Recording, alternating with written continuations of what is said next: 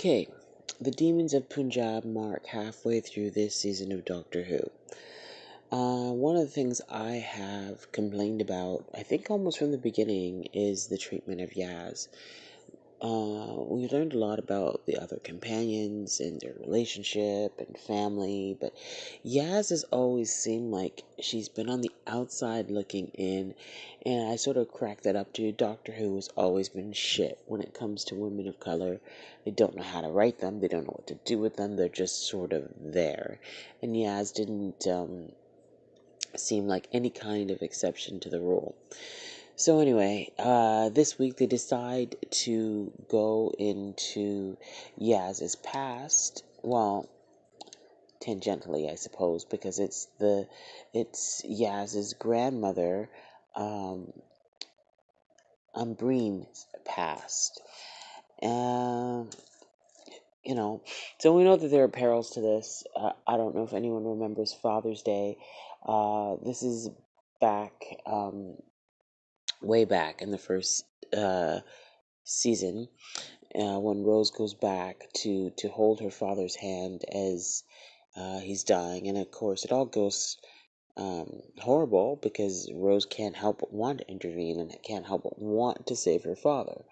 This is the problem with humans going back into their own past. The Doctor should really know this. And at first she's a little bit resistant, but then gives in, but warns Yaz to be careful because she could interfere herself out of history and the world would be awful, or rather the universe would be awful without any Yaz. I kind of like this declaration because it was explicitly appreciating Yaz, which is something we really haven't seen before. So anyway, using a watch of Yaz's grandmother, they head back to Partition in 1947. Now, I take some issue with this because it turns out that the India-Pakistan episode is a Yaz episode. And yeah, I understand they have to explore some history of color, but to specifically make the India episode the Yaz episode, there are some difficulties with that as far as I'm concerned. Uh, Characters of color need to be immersed in their culture to feel real. But this feels so very on the nose. Um, and it's also used as a teaching moment, right? Because it turns out to be this tragic love story between Breen and Prem, right? It's the day before partition, and Breen is a Muslim, and Prem is a Hindu. This is not a good thing. And they so happen to be on the border between India and Pakistan, and they grew up together, they were neighbors, and Prem loved Umbreen from the very, very beginning and so excited to marry them, right?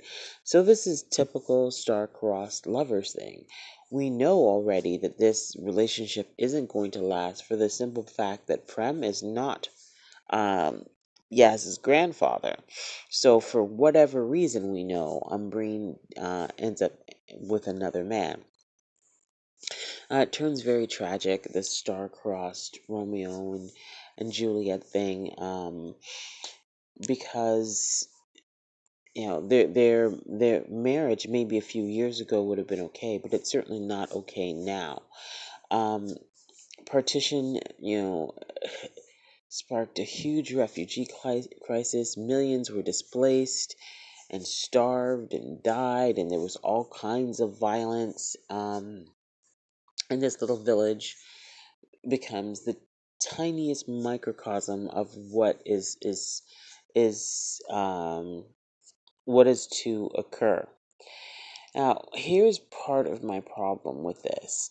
A lot of it was about Manish being against the marriage, saying it wasn't right. I mean, he even killed the holy man who came to marry them, and his sudden desire to push back against his um, Muslim neighbors, and he was, sort of scripted as some sort of extremist. He'd been reading extremist literature, listening to, extremist speeches on the radio, and this is where it came from. And I'm just, oh dear. And I think in many ways they tried to sort of make a parallel to the modern world and how extremism really works. The problem with this is partition is an extremely complicated subject, and I feel that this episode sort of let colonial England off the hook. I mean, they just drew this arbitrary line in the sand. There's Pakistan, there's India, and the episode itself really didn't go into the history. It most certainly did not go into the culpability of the UK and how this all really came to be. So, I guess what I'm going to say, I find it interesting that they have this chance to go back in history and interrogate an event um, from a supposed post colonialist perspective. And Doctor Who fails spectacularly. I think part of the argument, at least, is that the writer felt that not enough people were familiar enough with Pakistan and India and how they came into being, and so they sort of kept it very surface level and then tweeted out all kinds of resources for the viewers who were interested in wanting to know more. So, I mean, if this is your first exposure to Partition, um, I suppose it's okay, but I think that the viewer should have been trusted a little bit more. We all have Google. We all have Google.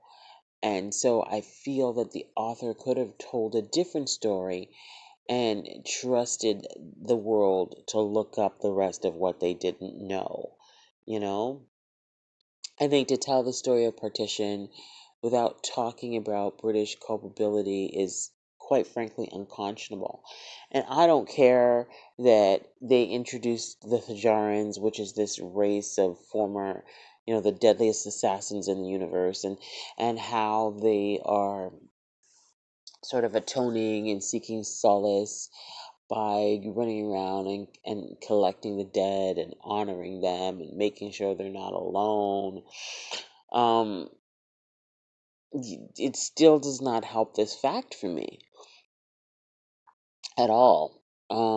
So as far as I'm concerned, Doctor Who still very much has a problem. Um, it's afraid to tread on its own history, and it's afraid to call the truth on the violence of British colonialism. So it was much safer for them, I think, to be direct when it was in Rosa because it was American versus Partition. Partition is a little bit closer to home. Anyway, as episodes go, I love that the doctor asks for a biscuit. She's biscuit obsessed, and I'm kind of good with that. Jodie remains delightful as the doctor. Um, a lot of high energy. I love that she believes in love. Um, but I feel like this episode made me kind of mm, start to wonder who she is because I thought of her as this excitable doctor running here and there, full of glee. And yeah, she celebrates love and she throws herself in and she officiates the wedding and makes throwaway lines about not being able to do henna when she used to be a man. Um, but at the same time, I can't see the doctor revisiting a situation where they're putting their companion into the position to trample on history and create a scene. At some point, the doctor has to hold on to common sense. Not just be smart, but just like common sense. My lived experience says this is a bad idea, so we're just going to go with it's a bad idea. I'm not so sure I'm in with the doctor traveling back to this time period in history, knowing full and well that they could interfere Yaz out of existence and having lived through Father's Day with Rose. So we'll see.